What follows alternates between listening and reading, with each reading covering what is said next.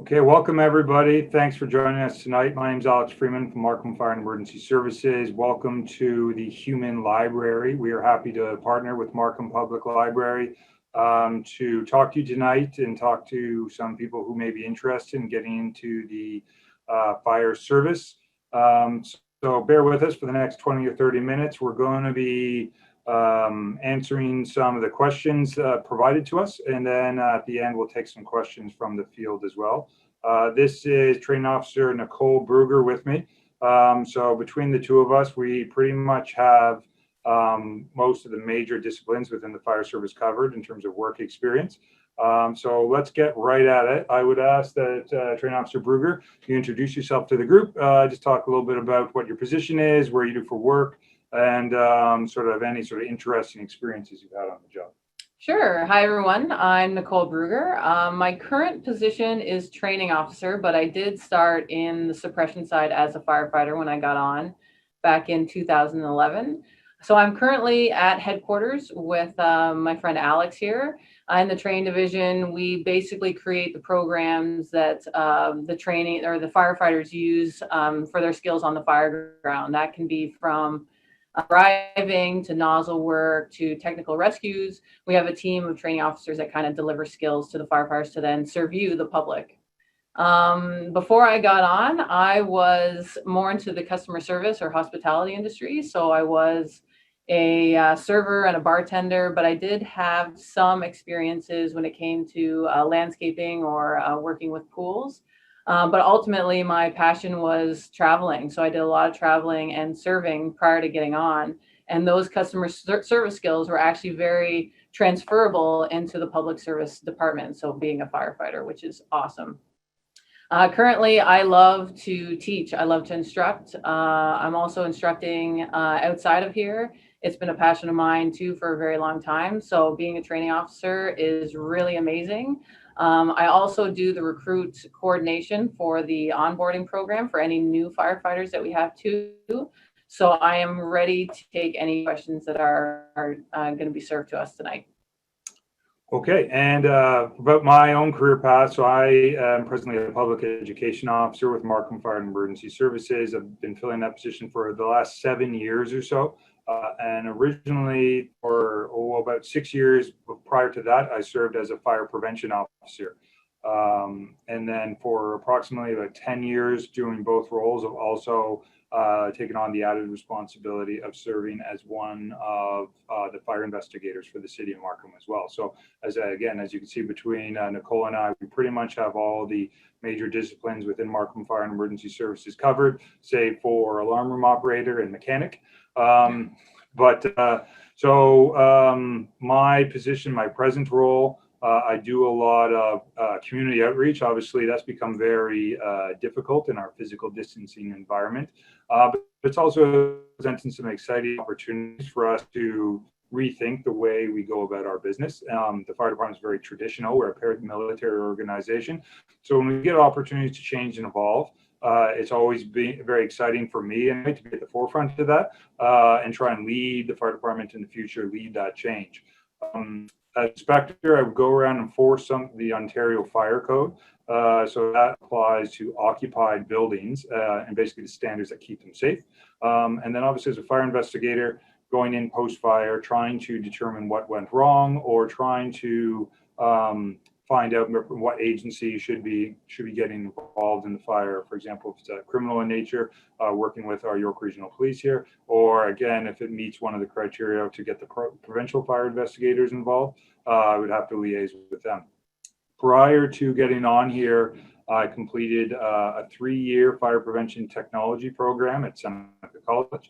It was great, and worked throughout, similar to Nicole here, in the hospitality industry. It was a nice balance because I could work 40 hours a week and go to school for 28 hours a week, and so it allowed me to fund my schooling, which again, a lot of long days and long nights, but it really, those experiences were really valuable. That one of the things here in Markham we really put an emphasis on is customer service. That it's and people wouldn't always think that maybe the fire service is in the customer service field, but we are serving residents, or they're taxpayers, they're our customers. And so when you look at it through that lens, we have to do everything we have to do, be it emergency response, or attending a community event, or investigating a fire, or telling a business owner that they need to make changes to make their building safe.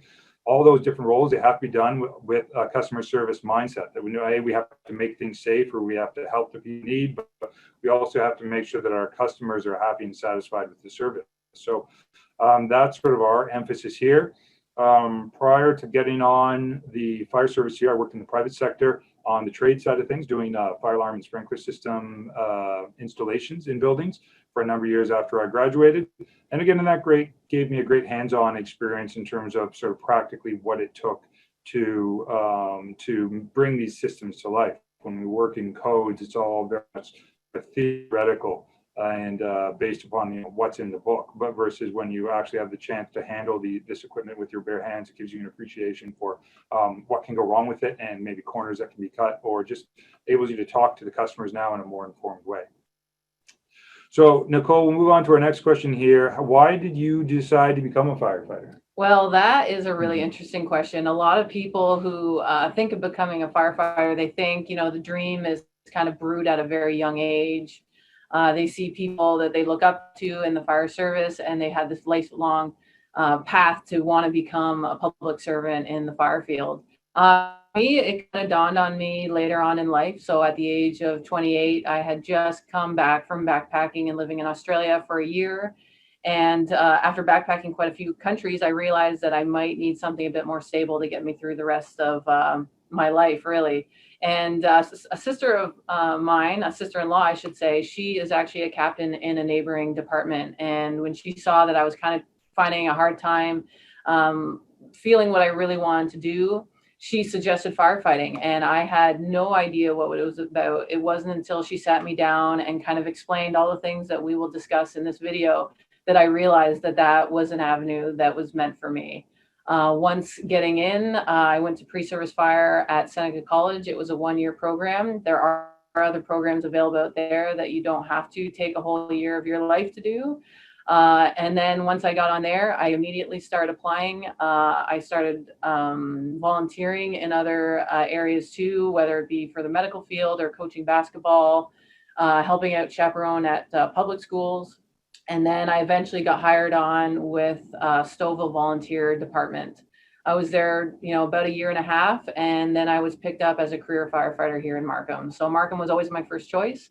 And it's great to be able to work in a community that you actually live in. I went to high school here, and I spent a lot of my younger time here in Markham, so it's great to give back.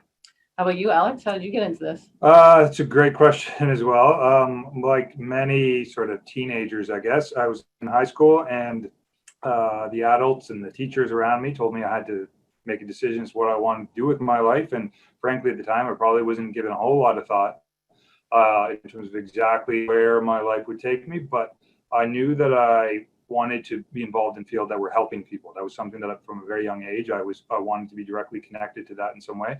And so the advice I got at the time was, well, you either should be a police officer or a firefighter. Those were sort of, I guess, when the average person thinks of, there are a lot of professions out there that genuinely help people day to day, but then sort of the more obvious ones that kind of stick out are in police and fire. And so those were the sort of the two careers that were suggested to me. And it just so happened through my life growing up playing hockey, I had met a number of coaches, et cetera, who were firefighters, and I didn't know any police officers. So I said to myself, well, those firefighters were really good guys. And so I wanted to be like them.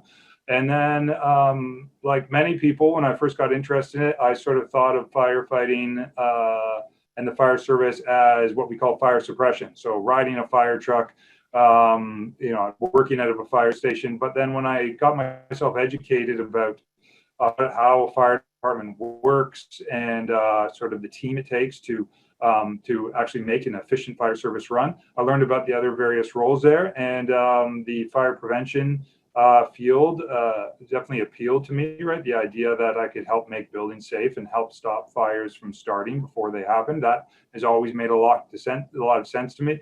In the fire service, we talk about 3 lines of defense. And so the first line of defense being public education, that's teaching people how to be fire safe themselves. The second is enforcement, making people be safe. So if in case they're not necessarily willing to do it on their own. And the last line of defense is fire suppression. So that's the fire truck. But if the fire truck's rolling, the wheels are going, and if the fire truck's coming to your house, your place of business, something bad has already happened, and there's potential that somebody's already in danger. So it's always made a lot of sense to me. Well, why do we allow things to get to that point? We should try and be proactive and address them ahead of time. So again, it wasn't necessarily a clear path from the onset, but it was just something that again, I started with a passion and wanting to help people, and the more I learned about it, the more I was drawn to just being in these fields where trying to address these problems before they started. So Alex, what qualifications did you need to get on?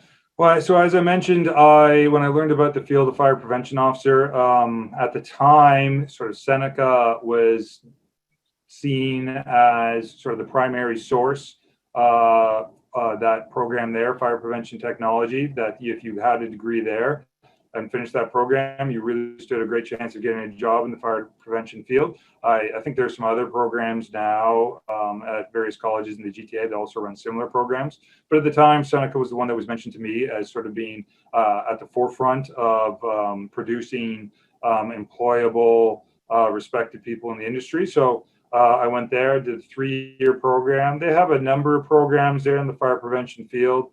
I think there's one as short as a 6 credit program. And then there's a 2-year program, a 3-year program. They offer co-ops.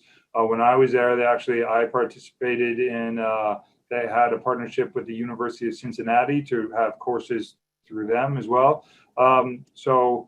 If you looked at a job posting for a fire prevention officer, it would generally ask for some sort of post-secondary education in the field of fire prevention. So you want to make sure you look at your local colleges to see if you can find one of those if you're interested. That would be the first step, or at the very least, being in public education, I get asked this question quite a bit by members of the public, and I should suggest at the very least you want to start enrolling in night school courses, start to build up that educational background. You also need to have work experience, right? It's a great asset to, some people are fortunate enough to get hired closely after finishing college, but other people need to go in the private sector period of time. And the thing about fire prevention is you're sort of a jack of all trades and a master of none, because think of the fire code. It's a big, thick red book, and it deals with many of different building systems. So you can be a consultant, you can be a fire alarm installer, you can be a sprinkler system installer. There are a lot of different jobs that can sort of fall under that umbrella of being related to fire prevention. So after you get your education, get into the private sector, get some experience working in your field. And then the last thing you want to make sure you have is you want to be able to prove you're community minded.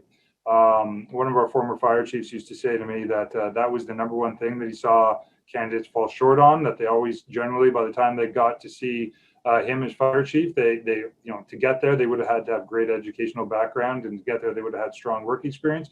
But a lot of them failed to be able to prove that they were community minded. And what I mean by that is that to work in our industry, again, we're in the customer service industry, and especially on the suppression side of things, you're seeing people on their worst days very often. So you really need to demonstrate that you would care about people, because if you're not the type of person who's going to be able to deal with that and in part to that person who's having a terrible day, that you care about what's happening to them, that's not a really good customer service that we'd be providing. So you want to make sure, volunteer your community, help coach a sports team, whatever it is, that lends itself towards your skill set and your personality, but show somehow that you are somebody who cares about the community around you, and let that shine through on your resume as well. What about you, Nicole? My path is a little less resistance than yours. For me, again, to become a firefighter, you just need to get certification. It's NFPA 8001, level 1 and level 2. This comes in a pre-course that most of our colleges around the GTA give.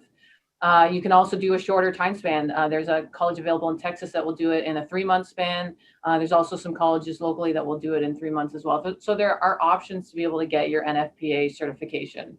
With that certification, it also comes with a hazmat component. So you get a little bit of hazmat awareness with that. Another thing that is a definite is your CPR and standard first aid. So you want, Markham is looking for a level HCP, so healthcare provider. It's a quick little addition onto a regular CPR course, so it's not that much more intensive. However, a lot of people do come with extra stuff like a first responder certificate, but the bare minimum is just a CPR level HCP.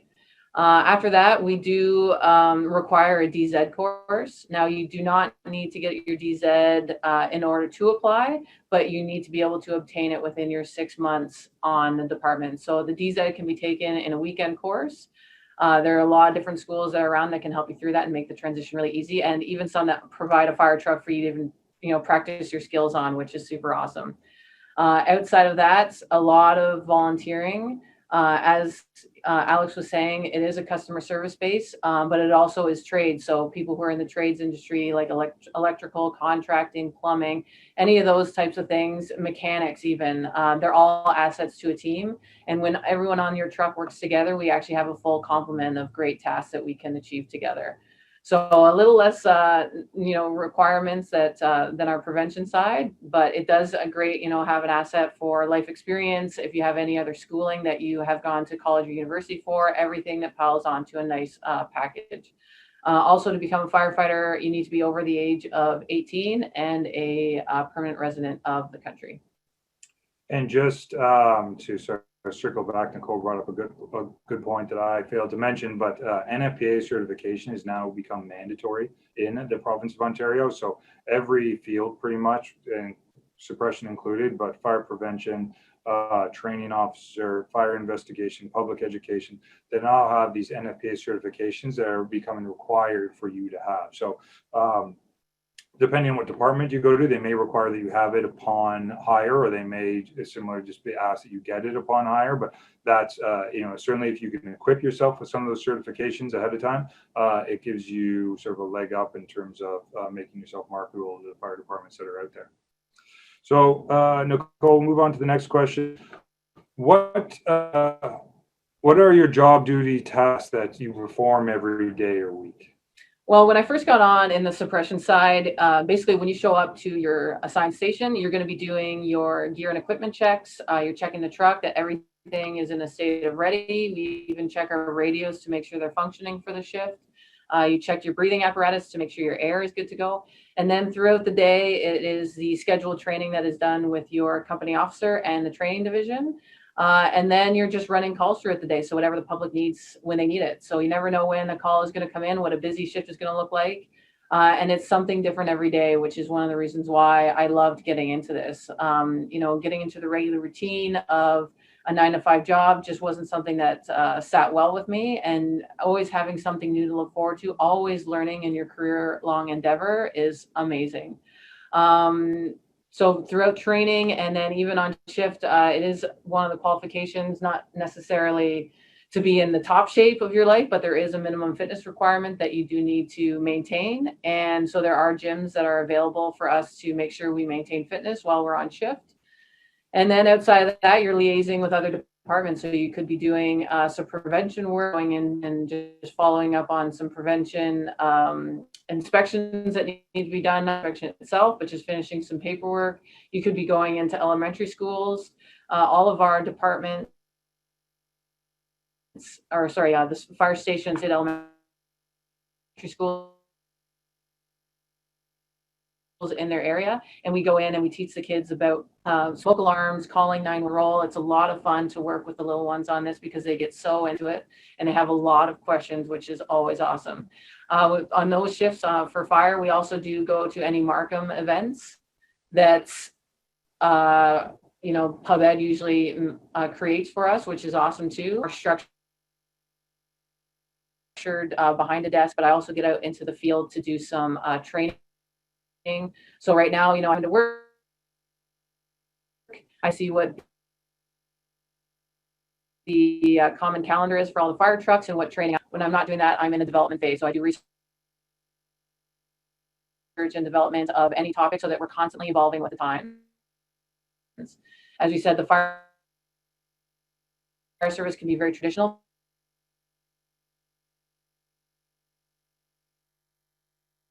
Be as modern as possible when it comes to fire science and ordering the vendors in, making sure all the gears and equipment is in, and just making sure all the other topics that we're going to teach the candidates are up to speed. So everything is constantly evolving. My days are constantly full.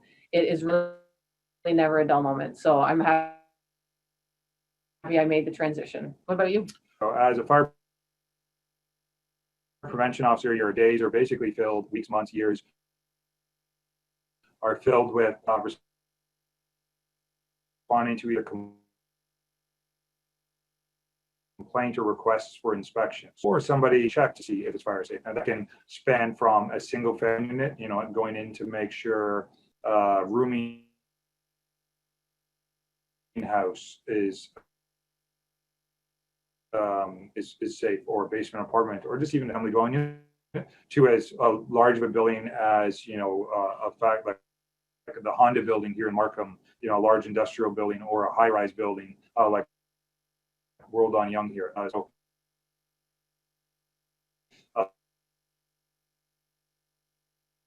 That's and it's very sort of routine for them that they show up to work as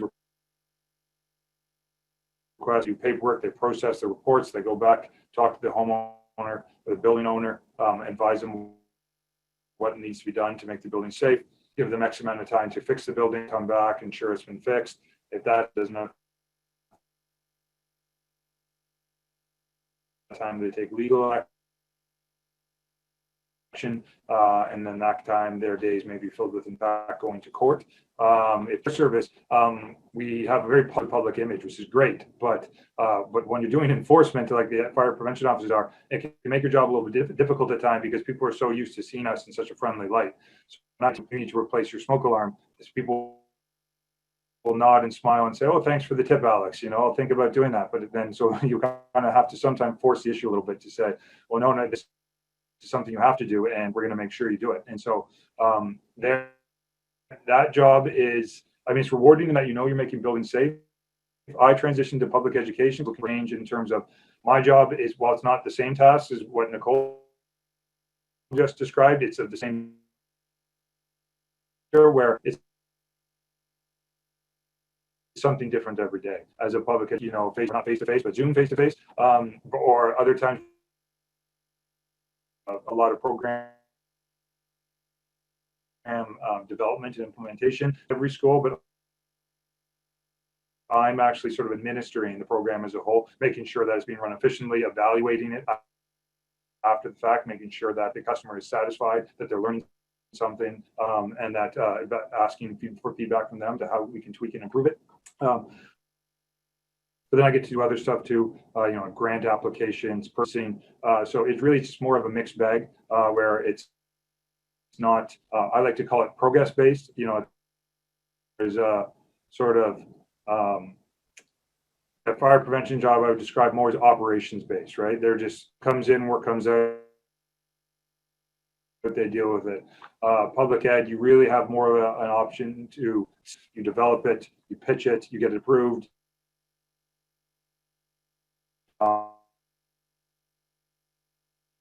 And then if you are boarding from that point of view, and then when it's done, you move on to a new idea, a new project. So there's a lot of variety that way. The fire investigation field, luckily here in Markham, we don't have that some of us take on. And so, there can be days, weeks, or where we don't actually have a need to investigate a fire. We don't have to investigate every fire we respond to, or only the ones where we can't easily determine the origin and cause. Or that being said, there can be a week where we're doing several of them within that week. So nature of fire is unpredictable. So again, it's interesting that way, where it's not monotonous, it's not repetitive. You never know what the next week will bring. Question, and then after that, I think maybe I see a number of questions are coming in here. We'll open it up. The questions have submitted from the audience. So Nicole, how has COVID-19 affected your job? COVID-19 has kind of really put a wrench in, obviously, everyone's daily lives. For the suppression side of things, we were taking more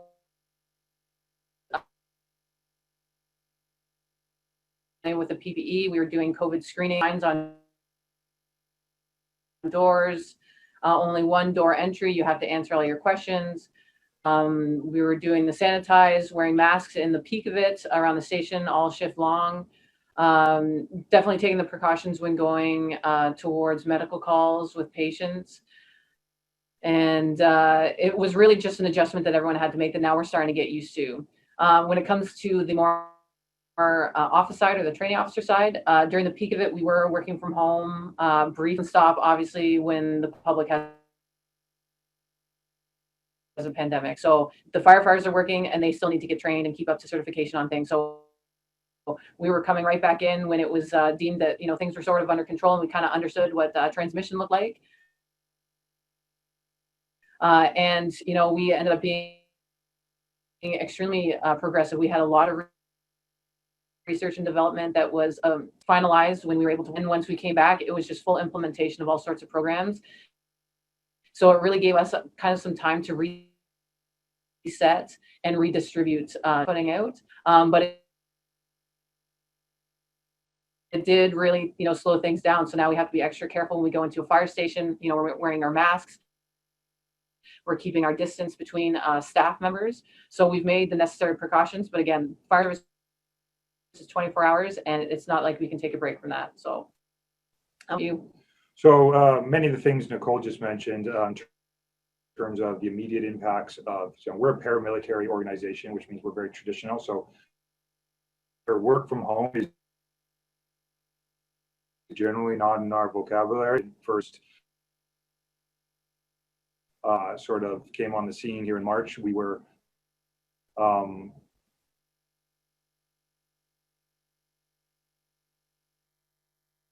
questions about, you know, what could we do and what could we do safely. So for at least some of the time, in order to ensure that we were sort of two things: one, allowing for proper physical distance within our workspaces, but then two, ensuring some contingency of, well, if somebody got sick, at least there would be, you know, some people who weren't at work that day who would still be healthy and be able to continue the job. So those things were all very new and interesting to get used to. Again, the being a traditional organization, it's going to force us to change the way we do things. So, you know, we may find that we can improve, as Nicole mentioned, a lot of new programs, not new thought processes that hopefully we do today, but going to have all of these great processes and programs that come out of it, you know, from the means where educating people for us usually meant boots on the ground and face to face. So that meant being very active in our schools. As Nicole mentioned, we had every crew took on a school. We have 76 elementary schools here in Markham. We were in every single one of them doing presentations to every single grade 1, 2, 3, and 4 class. We're out going to community events. We're welcoming people into our stations for station tours. When I spoke about that positive public interactions with the fire service from over their lifetime, that sort of fuel this image they have of us. And so one of the drawbacks is going to be how we're going to maintain that in social distancing when we're not going to provide this working to create new ways of reaching out to people. Programs like programming, creating, you know, virtual canned videos.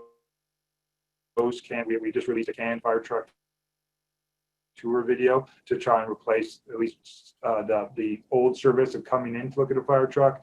We've got a ebook we just launched on fire stations that parents or teachers could read their students in lieu of going into the class. And so more, I'm excited to try and come up with more creative solutions. Like, I mean, create a lot of positive interaction. A lot of it was, and from a fire problem in our community, not with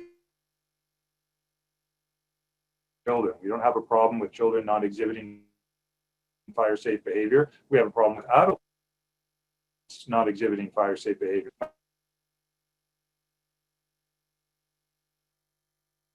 Sort of incorrectly branded over the years as a children graphic, schools, and how excited I get. And so because it's such a positive experience, the tendency is just to do more of it. And so we do more more and more of that, but then we kind of turned a blind eye to where, you know, the adults are the ones who are responsible for smoke alarm compliance in the home. The adults are the ones responsible for creating the home escape plan in the home. And usually when we look at this,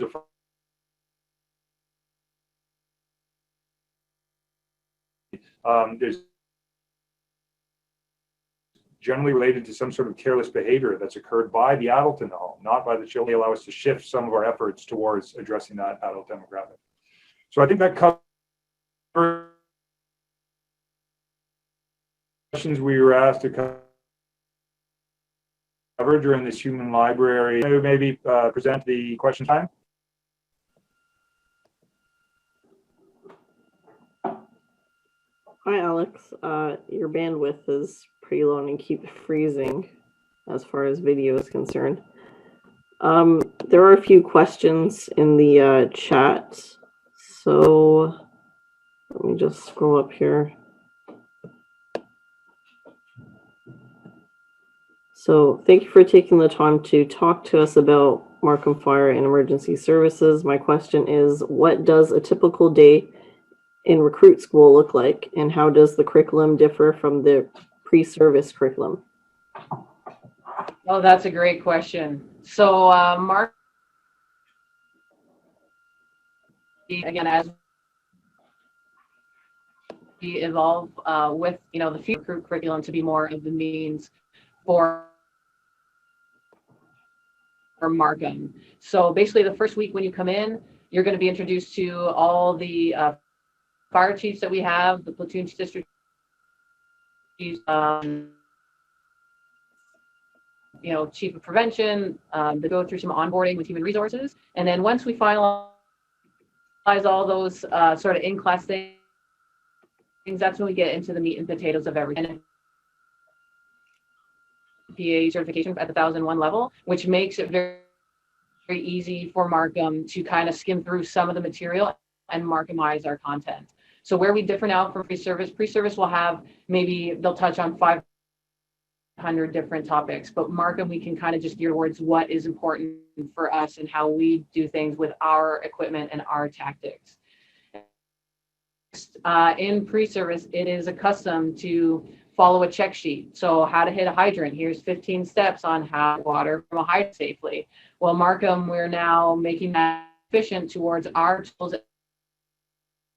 our hydrants here.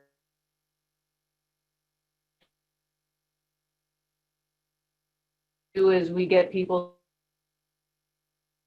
to demonstrate their first time multiple times in a week, so your skill level will increase. And then we do a midterm kind of skill level timing event again, where you get your new times, and then again at the end. We post these times on a big whiteboard. I'm not sure if you guys have heard of CrossFit before, where you put your personal best time to pull a hose, to get a hydrant, to tie ropes and knots. So we try to make it very interesting. And it's never me against someone else in the class. Obviously, we've all been hired for different abilities. My core strengths are going to be different from us. But again, we work well together as a team. So to show that we are personally getting better through our journey through the recruitment. So in recruitment, we touch on hydrant, hoses, water supplies, fire attack. Markham has its students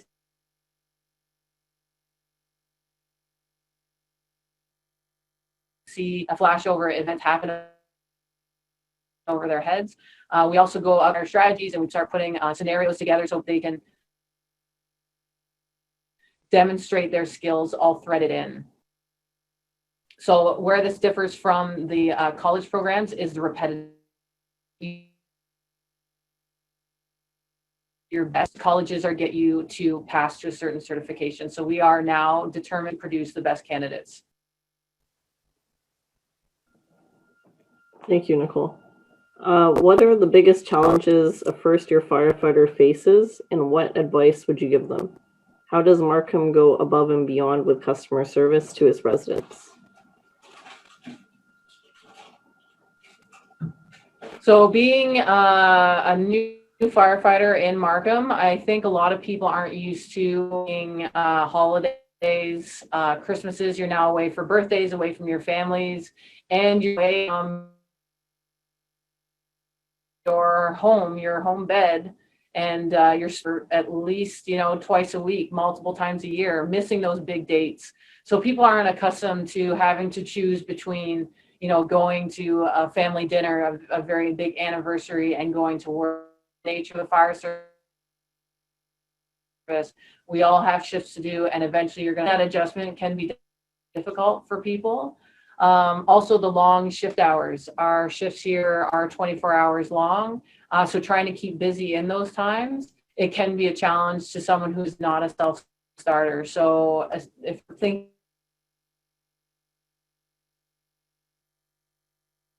being a self-starter, taking initiative are huge. The other thing that can be a challenge is once on maintaining your physical condition. Some people, once they get on, they kind of take a step back and can fall into some unhealthy eating habits. So it's so important to maintain any of that.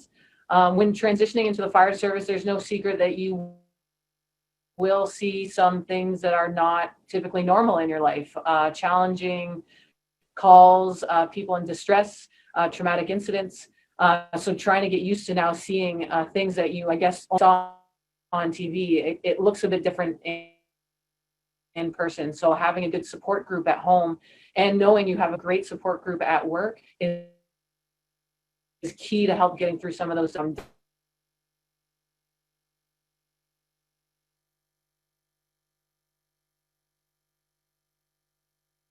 that are new to you. So those things just kind of adapt what people aren't used to, adjustment. And just to touch on the point of what Markham Fire does every day to go above and beyond for customer service. In my experience, people are often unaware of how they think you run fire calls, but calls are running, a variety of different types of emergencies. When they're not on calls, they're constantly training to prepare for those emergencies. And when they're not training, the expectation is, again, they said all our staff, regardless active role in public education. We're now migrating to all our staff, no matter what job you do. You have an active role in fire code compliance. And so we place a high expectation on all our staff to not just sort of keep within your silo and say, I'm a public education officer, I'm a fire prevention officer, I'm a suppression firefighter. The expectation for us is that in order to best serve our residents, we need to become knowledgeable and in all these different fields and be able to sort of provide that customer service experience, because dealing with the public as much as I do, I can tell you better. And so I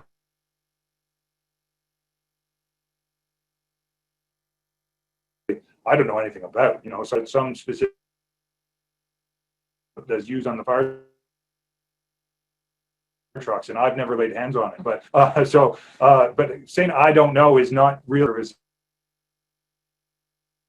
that we try to provide.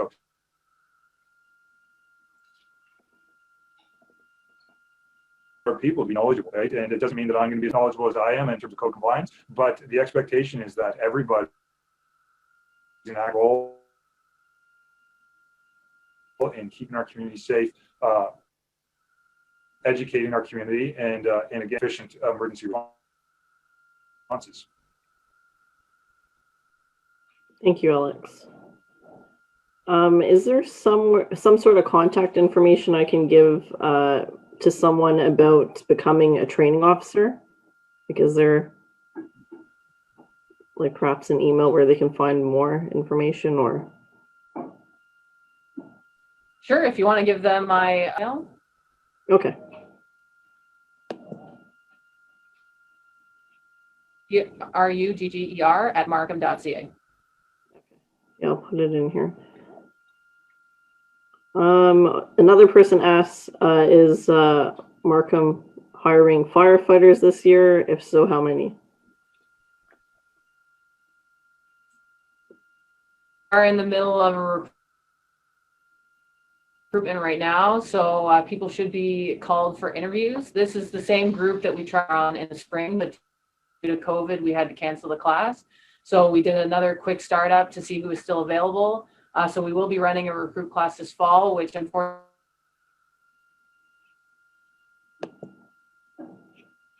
closed. However, we will be hiring again. So we will be looking for another people. So, stay tuned to the Markham website or the OFAI website. Currently, we are the OFAI centralized testing to gain our candidates from. Thank you, Nicole. Okay, so another question is, what type of technical rescue does Markham do?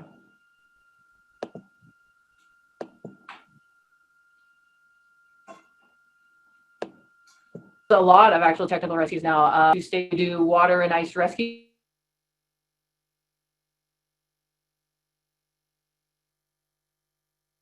We do elevator rescue, which is also at 3 stations. We're doing technical rope rescue now, which is at the 2 stations. They do a lot of work to maintain their certification.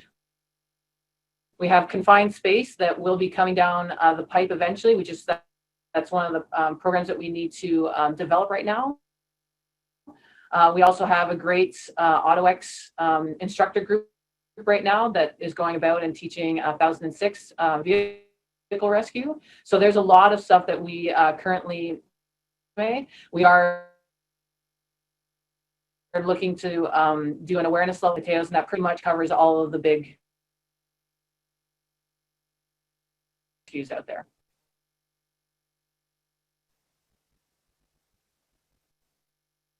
What percentage of calls do you find are fire calls?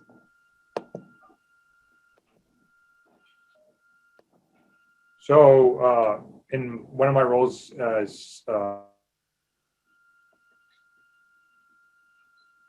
mostly program development, and the first step of program development is to basically do needs analysis, look at our data, and I can tell you surprisingly small. Yes, anywhere depending our annual, we run about over anywhere between 1% to 4% of them, depending on the hall. If you have 9 fire stations, isn't actually closed. So sometimes, I'll talk to people in the community want to be a firefighter. I just love the idea of, because they in their mind they think that's going to be like Chicago Fire, and they're just going to jump house fire, and they have to be. You want you to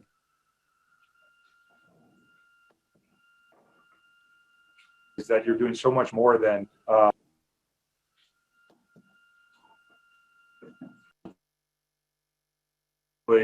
building fire alarm activations, medical calls, and car accidents. So we do, because we run so many. We're in fire and emergency services. We run lots of emergency services that the fire call actually ends being a relatively small portion of.